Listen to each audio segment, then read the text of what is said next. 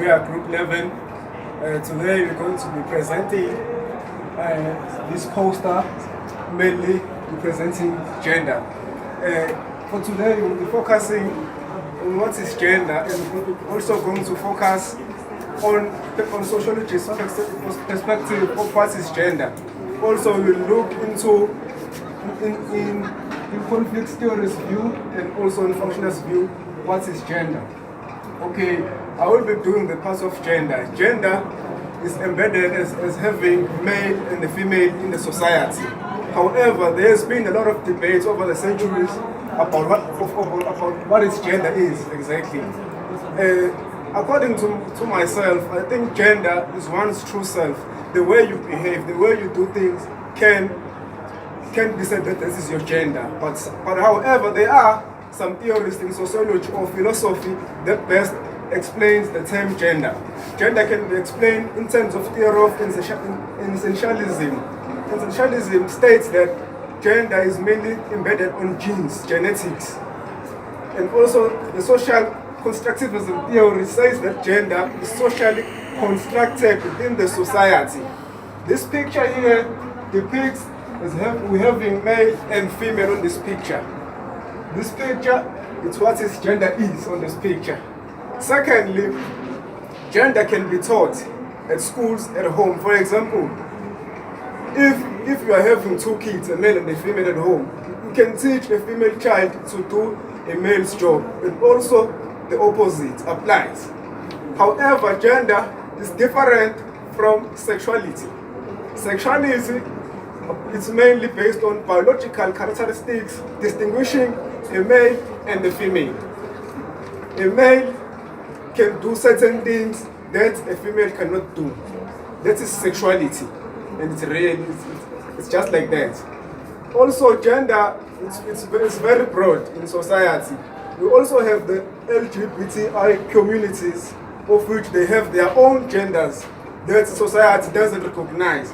But however, during the Industrial Revolution and the Millennium Goal Development 3 states that gender it's a broad concept. So in that way, we should acknowledge the voices of those LGBTQI communities. I thank you. Now I will be passing on the presentation to my colleague who's going to be enlightening us on what is gender according to sociologists' perspectives. As my group member has explained generally what is gender and also stated the differences between sexuality and gender, I will further enlighten you what is gender according to the sociologist. Before we move on, we need to understand the term sociology. What is sociology? Sociology is the study of human behavior, which is affected by the social interaction. Social interaction can take place within schools, home, communities, which is communication between people. The sociologists carefully gather and observe to get information on how people behave so that they can give their own perspective of what gender is. If we look into gender according to the sociologist, gender is something that we are being taught. For an example, if a child is born, that child does not have any idea or knowledge if they are a male or a female, but we are taught by the social interaction that our parents groom us to, which means gender is socially constructed. If you get a child, you make them wear pink, which indicates it's a girl. You make them wear blue, which indicates it's a boy. However, whenever they grow up, the type of toys which we buy for them as parents determine the gender a child is. For an example, a girl child will have toys like Barbies and dolls, and a male child will have toys such as car. This is how they construct meaning of gender. Gender is taught through the norms, beliefs, values, roles, and responsibilities. We will look at the picture to illustrate how gender is being taught to us according to the sociologist. if we look at this picture, it demonstrates that men are taking care of women. Therefore, woman needs to take care of men and complete house chores. And women should be submissive to men. Men need to be financially stable so that they can look after the family. However, gender is based on the norms, the values, and the cultures. That's what are the sociologists saying about gender, which actually means that gender is what we are being taught. I will further give the opportunity to my group members to explain what is gender's views according to the functionalist and the theorist.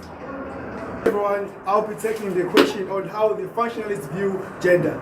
So basically, functionalists view gender as having a division of labor. A division of labor is whereby each gender, like a male and a female, has its own specific job to do. Like if you're a female, you have a job that you have to do and you have to stick by it. If you're a male, you have a job that you have to do just to stick about it. So at the end of the day, the society will be at an equilibrium. This will be stable, right? So that's what functionalist is all about, stable society. So basically, if you're a female, your job is to take care of the home inside from home. Your work is inside from home. You don't have to work outside, just inside from home, which include cooking for the male, taking care of the kids, taking care of yourself, and also looking after the house, right? So if you're a male, your job is to take care of the home outside, like going to work and bringing back money to buy food that your wife will cook, right? So basically, that's with the stability that can happen in the society. It doesn't involve that you have to do many things in this class. Shit. Wow.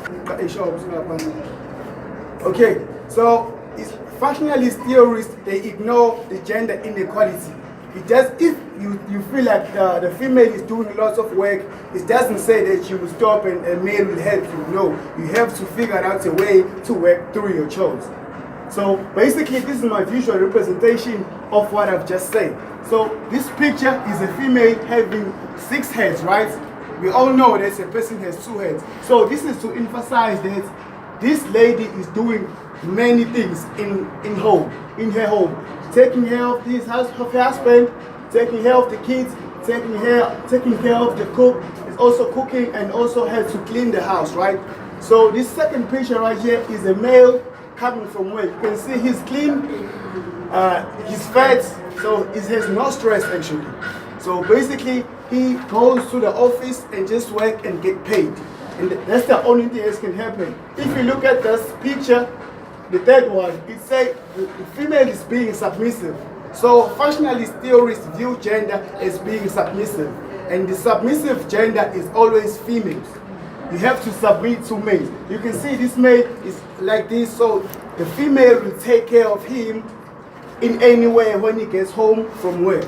So all he does is just go to work and get paid and come back and give money to the wife. The wife doesn't have to go work outside. The perfect example in our real lives is that if you are at home and the dishes are dirty, your mother will call your sister to wash the dishes, not the boys. But if you are a boy and the car is dirty, automatically you as a boy, it's your job to go wash the car or wash the yard. So that's the thing that functionalists view gender as it's about. It's not that you have to do things because the family wants you to do it. No, it's to keep the stability to the society. This is your work, this is my work. So it doesn't have to fight against it. I know what I want to do the car, I want to go work outside. No, there's no stability. Functionalist theorists view gender as having stability. It doesn't view it as that, hey, I have to do this because I want to. No, you have to do this in order to keep the stability in the society. Thank you. Greetings everyone. We'll be adding on some information from what my other group members have said on about gender. My part will be basically on the conflict theories, on their views on gender. conflict theorists view gender. In our days, things have changed. Women and men can be educated at the same level, do the same job. This can cause us. According to the conflict theorists, they view gender as a social struggle where women, according to the theorists, they observe society as a struggle place where men and women are fighting over scarce resources. Sociologists view gender as men as the dominant group and women as subordinate group. For example, here we have a female and a male. This shows that there is no equality. How does equality came about? When men as the dominant group start to exploit the woman as the subordinate group. In this case, how is that being so? An example, here we are being shown a man with enough money and a woman with little money. Okay, in this case, in an industrial South African now whereby you find a woman being educated and a man being educated, now the duties of a man and a woman start to differ. Remember, on last ages, women and men were differentiated their roles. That as a woman, you were supposed to stay at home indoors, you were supposed to nurture. The speech says it, or you're supposed to nurture, look after the man, you give food and caring, and the man's duties is only to provide financially. Look here, we are being shown a picture whereby the man has got enough money, unlike the woman. The conflict starts when men and women are now, when a woman now starts to stand out and challenges that why she's not being heard. In this way, this shows that this woman is not heard. This does not show equality. Look in this picture, a man is being shown big and high, and a woman is using the speaker to be heard.